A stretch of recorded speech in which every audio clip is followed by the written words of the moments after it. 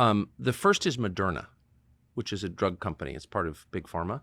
Tell us how you intersected with pharma and with Moderna and what you think they did to you. During the pandemic period, we reported continually about some of the clinical trials that Moderna conducted and whether or not they ought be deemed sufficiently rigorous to warrant the level of measures that were being implemented, if not entirely mandated. We talked about a government official called Jonathan Van Tam, who was the public face of the government, saying, we should be taking vaccines, recommending that the measures escalate. Jonathan Van Tam subsequently took a position at Moderna. We reported on that. People within the FDA took positions at Moderna. We reported on that. We accurately reported that both Pfizer and Moderna were making $1,000 like a second or a minute, just like we reported a lot.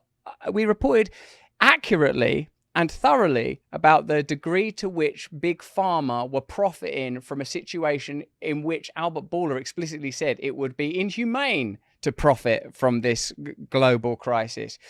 This meant that we were tracked by agencies employed by Moderna. They had like us on a high-risk category. This is the reporting of Li Fang on his Substack. Not just me, Jay Bhattacharya, Michael Schellenberger, Alex Berenson, a number of what you might call anti-pandemic measures voices or strong critics of the way that the pandemic unfolded were under observation by agencies that were either funded by Big Pharma, sometimes the government.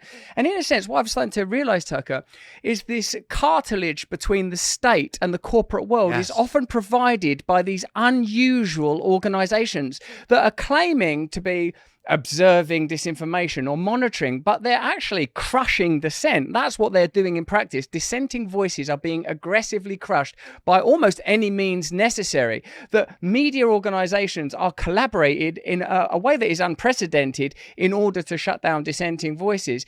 And it appears to me that this is part of something. I don't know that we've seen anything like this before. So what you're saying is that these organizations which purport to be independent are not actually independent from government. They merely give government, the politicians and the intel agencies especially, some plausible deniability, some distance from what they're doing. Is that what you're saying? I'm saying that, Tucker. That seems to be the function. There's a group called Logically, and Logically have received millions of pounds of taxpayer money.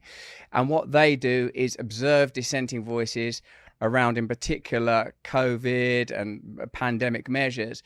But they are now working in the United States, apparently in order to regard misinformation around election campaigning. It seems that this group received government money in order to control online spaces. So if you're worried about the security of electronic voting machines or absentee ballots, who are denounced by these people and censored by them. That's precisely how it works. And of course, they employ former FBI agents, CIA agents.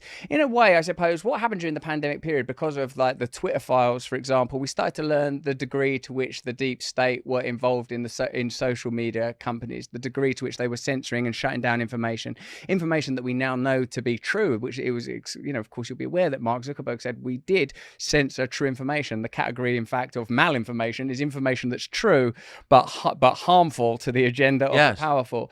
Well, it seems like groups like Logically and the Public Good Project are specifically empowered to control, censor, de-amplify information that is harmful to that agenda. This seems totalitarian. Yeah. To control what people are allowed to think I think that's the definition of it.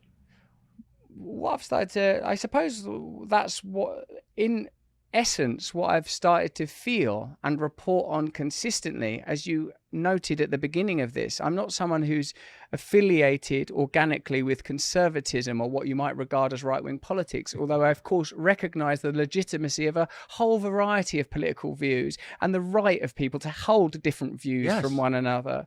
But it seems to me that authoritarianism now is being deliberately veiled in the insidious language of care, concern, safety, and convenience. It seems to me that we're in a time where we lurch from one crisis to another, that that the crisis is always used to legitimize certain solutions, and a docile or terrified public is willing to participate in this proposed solutions that usually involve giving up their freedom. We are continually being invited to give up our freedom in exchange for safety or convenience. And it seems that this process is radically escalating. And I feel that this is something that we will see yet more of in the coming year. I feel like, you've spoken publicly about this, that we're potentially on the precipice of serious, and to use your term, a hot war with Russia. And like that's being reported on in my country right now. It's like we're being prepped, groomed, primed for war is coming, that we're being kept in a state of constant anxiety in order to induce compliance,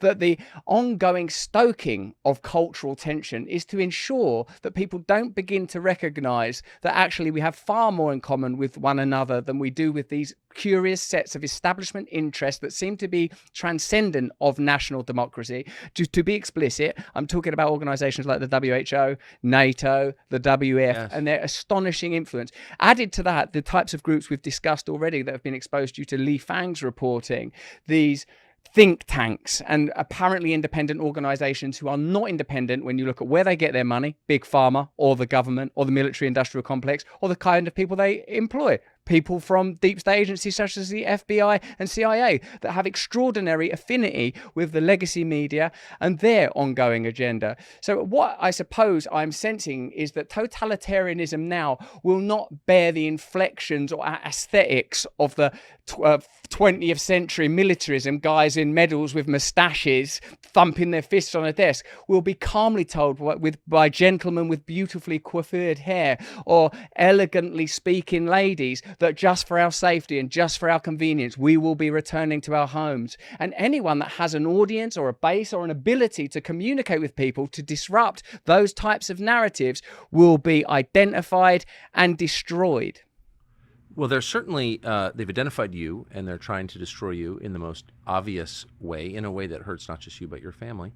Was there ever a moment when this happened in September where you thought, it's just kind of not worth it to be doing what I'm doing? This is so painful and so threatening to my family that maybe I just bow out and stop talking.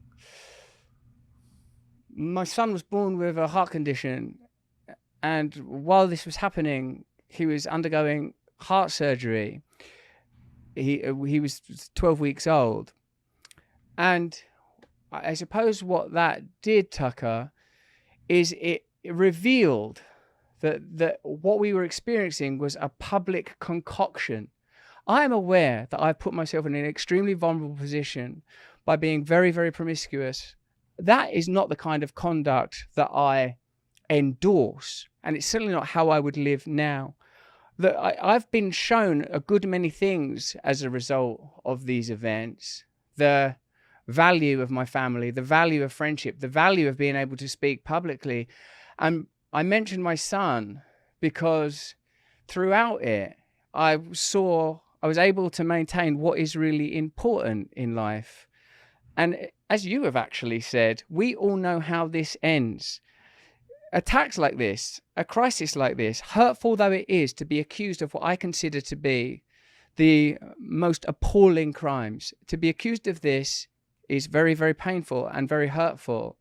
But I am being shown that there are consequences for the rather foolish way that I lived in the past. Although, of course, again, to reiterate, due to the nature of the world we live in, of course, I deny any allegations of the kind that have been advanced.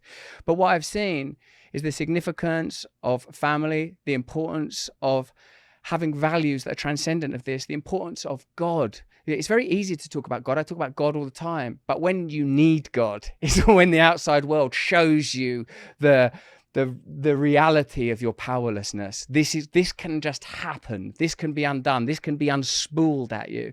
And with our boy, and to be in environments, as you understandably and obviously are, when you have a sick child, you're in environments with other people that are in the exact same position. Yes. And you are shown what is real, and you are shown what is truthful, and you are invited to look at life very differently. So there are many things that I am grateful for, as a matter of fact, even though it's not a situation that I welcome, and it's a as I say, these are allegations that I object to in the strongest possible terms.